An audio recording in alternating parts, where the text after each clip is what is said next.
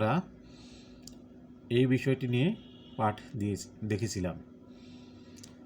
বিষয়টি ছিল খাদ্যের উপাদান। কোন খাদ্যে কোন উপাদান রয়েছে সেগুলো আমরা গত পাঠে শিখেছি। তারই অংশ হিসেবে এখানে আমরা আজকে যে খাদ্যগুলো দিয়েছি দেখতে পাচ্ছ, ঘিয়ের ছবি আছে, মাখন, ফলমূল, ভাত, ডিম, শাক, শাকসবজি, আলু, মাছ, মুরগির মাংস, গরুর মাংস। নিশ্চয়ই তোমাদের মনে আছে কোনটার মধ্যে কোন উপাদান রয়েছে। ভাত যেমন ভাত, আলু, শর্করা, গরুর গোশত বা মাংস, মুরগির মাংস এটা আমিষ, মাছ আমিষ। এরকম ঘি, মাখন এগুলো হচ্ছে স্নেহ বা চর্বি জাতীয় খাবার। ফলমূল, শাকসবজিতে রয়েছে প্রচুর পরিমাণ ভিটামিন ও খনিজ লবণ। যাই হোক, আমাদের আলোচ্য বিষয় এটা নয়। আমাদের আলোচ্য বিষয় এখান থেকেই বেছে নিতে হবে। এখান থেকেই এই খাদ্যগুলো আমরা অপচয় রোধ করব কীভাবে নষ্ট না করে রাখতে পারি বা রেখে রেখে খেতে পারি, সেই বিষয় নিয়ে আমাদের পাঠ হবে। এই জন্য এইখান থেকে আমরা পাঠের নামটা আমরা এখান থেকেই ঘোষণা করব। এর পরবর্তী স্লাইডটিতে রয়েছে পাঠ ঘোষণা। হ্যাঁ বন্ধুরা, বুঝতে পারছো, এখানে আছে শ্রেণী পঞ্চম, বিষয় প্রাথমিক বিজ্ঞান, অধ্যায় 6, পাতা নম্বর 43। পাঠ্যাংশ তোমরা বই বের করে একটু মিলিয়ে নাও। বছরে সব সময় ... খাদ্য অনেক দিন সংরক্ষণ করা যায়। মানে আমাদের অর্থাৎ আজ আমাদের পাঠের শিরোনামটি হতে যাচ্ছে খাদ্য সংরক্ষণ।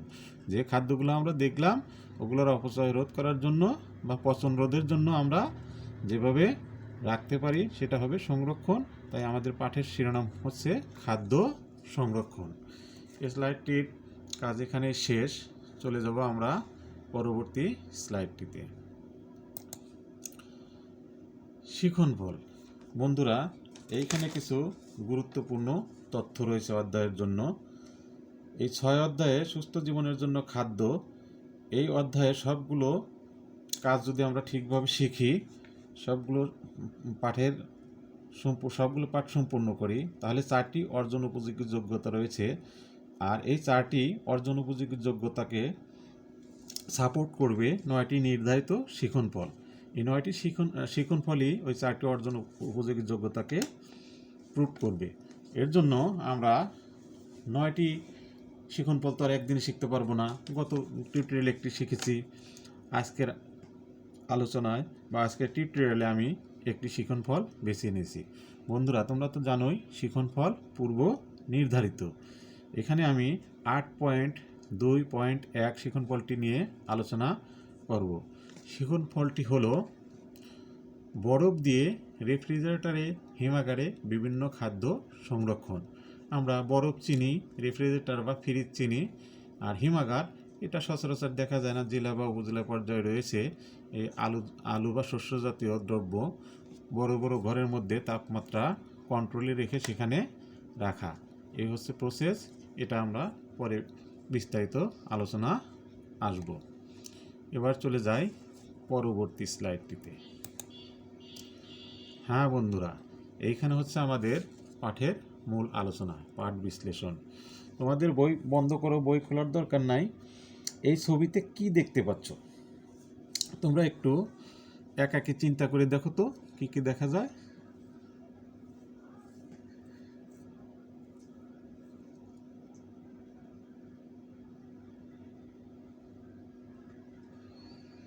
হ্যাঁ বন্ধুরা, আমি ভেবেই নিয়েছি তোমরা চিন্তা ভাবনা করে ফেলেছো। এখানে যা দেখা যাচ্ছে, স্পষ্ট দেখা যাচ্ছে বরফের মধ্যে মাছ রয়েছে।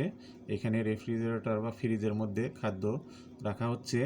এখানে ইলিশ মাছ লবণ দিয়ে শুকানো ইলিশ রাখা হয়েছে, কিছু পাশে মাছ রয়েছে। এখানে বিশাল ঘরের মধ্যে আলু রয়েছে অনেকগুলো। আর এখানে বিভিন্ন খাবার, তেল বা সিরকা জাতীয় তরল দিয়ে এগুলো রাখা হয়েছে কৌটার মুখ বন্ধ করে। আচ্ছা বন্ধুরা, বলো তো দেখি, খাদ্যবস্তু সংরক্ষণ বলতে কি বুঝো? খাদ্যবস্তু সংরক্ষণের প্রয়োজন কেন? তোমরা একটু চিন্তা করলেই ভাবলেই এখন এখান থেকেই উত্তর দেওয়া যায়। দেখো এখানে অনেকগুলি মাছ। যদি তোমাদের পরিবারে কারো পরিবারে 4 জন সদস্য হয়, এই এতগুলো মাছ তো আর একদিনে খাওয়া সম্ভব হবে না। ধরো কোথা থেকে বাবা নিয়ে আসলেন, সেই মাছগুলো একদিনে খাওয়া যাবে না। আত্মীয় স্বজনকে দু একটা দিলেও তবু অনেকগুলো মাছ থেকে যাবে। তাহলে কি করব? আমরা এই মাছগুলো রাখার ব্যবস্থা করব। হ্যাঁ, তাহলে এই মাছগুলো রাখতে গেলে যে যে ওয়ে বা প্রসেস রয়েছে, তার মধ্যে একটি হলো বরফ দিয়ে রাখা। বরফ আমরা বাইরে দিয়েও রাখতে পারি, আবার ফ্রিজের মধ্যে যে রাখা হয় সেখানেও কিন্তু বরফেই থাকে, বরফের মতোই ঠান্ডা অবস্থায় থাকে বিধায় মাছ, গোস্ত, এগুলো মাংস নষ্ট হয় না। এই দেখো এখানে পাশের ছবিতে আছে ফ্রিজে মাংস রাখা হচ্ছে। এই বিভিন্ন ড্রয়ারে খাদ্যবস্তু রাখা আছে। এগুলো রেখে রেখে দিলে বেশ কিছুদিন খাদ্যের গুণ নষ্ট হয় না। তাতে কি হয়, এই মাছ বা মাংস আমরা অনেক দিন রেখে ধীরে ধীরে খেতে পারি। তাহলে কি হলো, খাদ্যর পচনও হলো না, আবার অপচয়ও রোধ হলো। এর জন্য এটা কি হলো, এই যে পদ্ধতিটা, এটা হচ্ছে খাদ্য সংরক্ষণ। আমাদের মূল প্রশ্ন ছিল এটাই, খাদ্য সংরক্ষণ বলতে কি বুঝো? তাহলে আমরা খাদ্য সংরক্ষণ বলতে কি বুঝি? যে সকল পদ্ধতিতে খাদ্য রাখলে নষ্ট হয় না বা পচে যায় না, পরবর্তীতে ওই খাদ্য আমরা ব্যবহার বা খেতে পারি, তাই হচ্ছে খাদ্য সংরক্ষণ। খাদ্য সংরক্ষণের এই ছবিগুলো থেকে আমরা এগুলো শিখলাম। এবার তোমাদের বই তো বন্ধই আছে, আমি দেখি পরবর্তী স্লাইডটিতে যাই এবং আমি তোমাদের পাঠ্যবইয়ের পাঠ্যাংশটুকু একটু পড়ে শোনাচ্ছি। পাঠ বিশ্লেষণ 2 করেছি এই স্লাইডে। আমি তোমাদের পাঠ্য বইয়ের ছবিটি এখানে নিয়ে এসেছি সরাসরি। এখানে আমি একটু পড়ব, তোমরা মনোযোগ সহকারে আবার শুনবা। ওই ছবির কথাগুলোই এখানে লেখা আছে। এখানে লেখা আছে খাদ্য সংরক্ষণ। বছরের সব সময় সব ধরনের খাদ্যদ্রব্য পাওয়া যায় না, তাই খাদ্যদ্রব্য নানাভাবে সংরক্ষণ করতে হয়। কিভাবে আমরা খাদ্য সংরক্ষণ করতে পারি? আমি যে প্রশ্নটি করেছিলাম এখানে ওই প্রশ্নটি রয়েছে। এখানে একটি ছকও রয়েছে, পরবর্তীতে আমরা এই ছকটি মূল্যায়নের সময় কাজে লাগাবো। এরপরে সারসংক্ষেপে এসে আছে খাদ্য সংরক্ষণের উপায়। বৈজ্ঞানিক উপায়ে বিভিন্নভাবে খাদ্য সংরক্ষণ করা যায়। চাল, ডাল, গম ইত্যাদি রোদে শুকিয়ে সংরক্ষণ করা হয়। দেখো বন্ধুরা, চাল, ডাল, গম এগুলো চেনো সবাই, তোমরা এগুলো ইত্যাদি রোদে শুকিয়ে সংরক্ষণ করা হয়। এগুলো দেখো বাজার থেকে যে চাল আনা হয় ওটা রোদে শুকানো চালই, আমরা অনেক দিন রেখে ধীরে ধীরে খাই। চাল কিন্তু সহজে নষ্ট হয় না। মাছ, মাংস, সবজি, ফল ইত্যাদি ফ্রিজের ঠান্ডায় বেশ কিছুদিন ভালো থাকে। ফ্রিজ তো তোমাদের প্রত্যেকের বাড়িতে আছেই, প্রায় সব বাড়িতেই জানো ফ্রিজে রেখে এগুলো সংরক্ষণ করা যায়, পরবর্তীতে খাওয়া যায়। এরপরে এছাড়াও হিমাগারে শাকসবজি, মাছ, মাংস ইত্যাদি সংরক্ষণ করে বছরের বিভিন্ন সময়ে বাজারে সরবরাহ করা হয়। হিমাগার তো বললামই যে একটি বৃহদাকার ঘর বা ফ্লোর, সেটা তাপমাত্রা নিয়ন্ত্রণে রেখে ওই খাদ্যের জন্য যে তাপমাত্রা রাখলে খাদ্য নষ্ট হবে না, সেই তাপমাত্রা রেখে খাদ্যটাকে বা শস্যকে সংরক্ষণ করার পদ্ধতি হচ্ছে হিমাগার।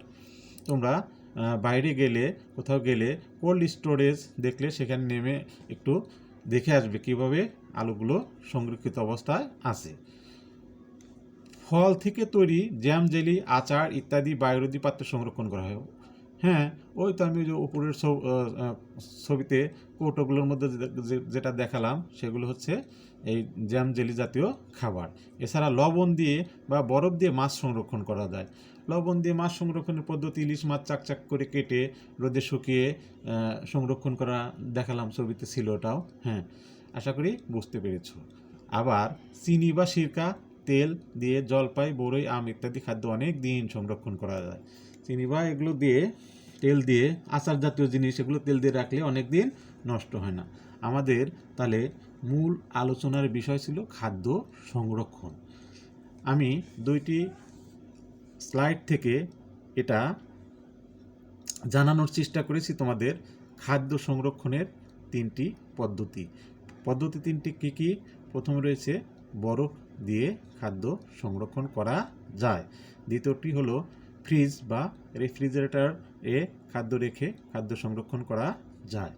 আর শেষেরটা হলো হিমাগারে খাদ্য সংরক্ষণ করা যায়। যাই হোক, আলোচনার বিষয়বস্তু এটুকুই। তোমরা এখন একটু এই বিষয়টি নিয়ে আলোচনা করো এবং নিজেদের বইটি, পাঠ্য বইটি খুলে একটু পড়ে তোমরা মূল্যায়নের জন্য প্রস্তুত হও। দেখো, তোমাদের বইতে মূল্যায়ন ছকটি ওই উপরে আগে যেটা বলেছিলাম সেই ছকটি রয়েছে, মূল্যায়নের জন্য ছকটি রয়েছে। সেই ছক তোমরা কি করবা? পূরণ করবা। আমি এখানে ছক দিইনি, কিন্তু একই জিনিস এভাবে লিখেছি। মূল্যায়ন, বিভিন্ন খাদ্য সংরক্ষণের উপায়, কোন খাদ্য কিভাবে সংরক্ষণ করা যায়। তাহলে তোমরা ওই ছবিতে দেখেছো কোন খাদ্য কিভাবে সংরক্ষণ করা যায়, এখান থেকে বেছে বেছে লিখবা। তার আগে, লেখার আগে তোমরা একটু দলে আলোচনা করে নাও। এক বন্ধু আর এক বন্ধুর সাথে কাছে থাকলে একটু আলোচনা করে দেখো আরও কীভাবে খাদ্য সংরক্ষণ করা যেতে পারে।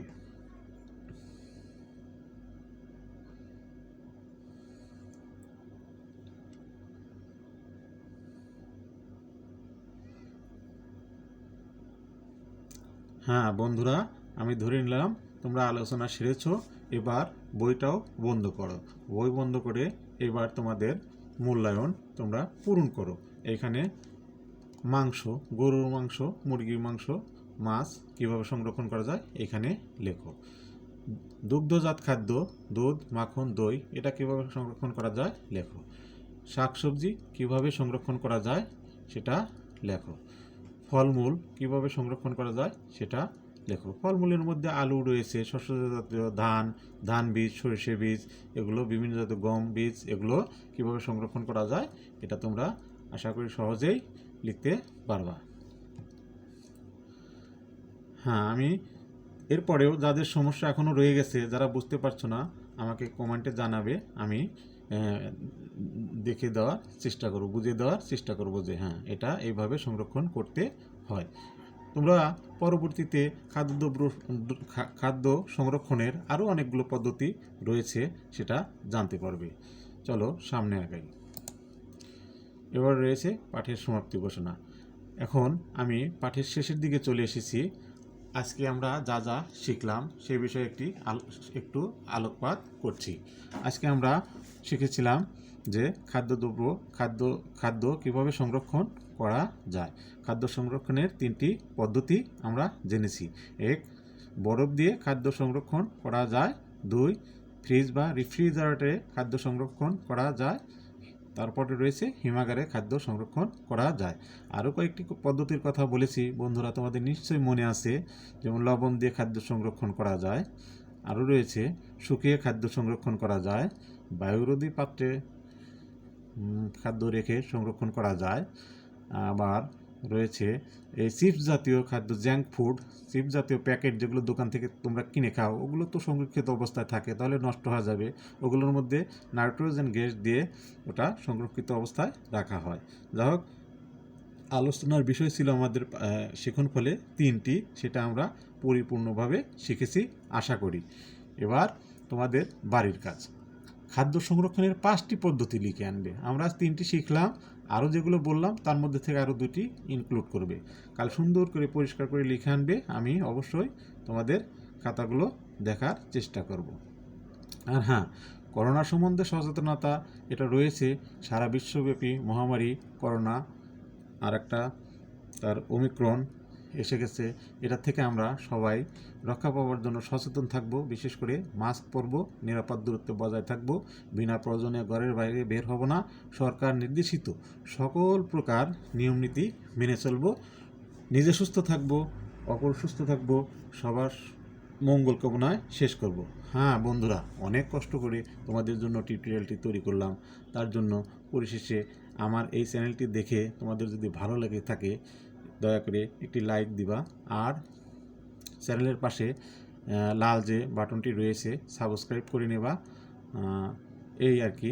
কারণ চ্যানেল সাবস্ক্রাইব করলে আর লাইক দিলে কি হয়, আমাদের মতো যারা নবীন ইউটিউবার রয়েছে তাদের কর্মস্পৃহা বৃদ্ধি পায়। তোমাদের জন্য যাতে পরবর্তীতে আরও ভালো ভালো টিউটোরিয়াল নিয়ে আসতে পারি, এই শুভকামনায় সবার কাছে বিদায় চেয়ে আল্লাহ হাফেজ।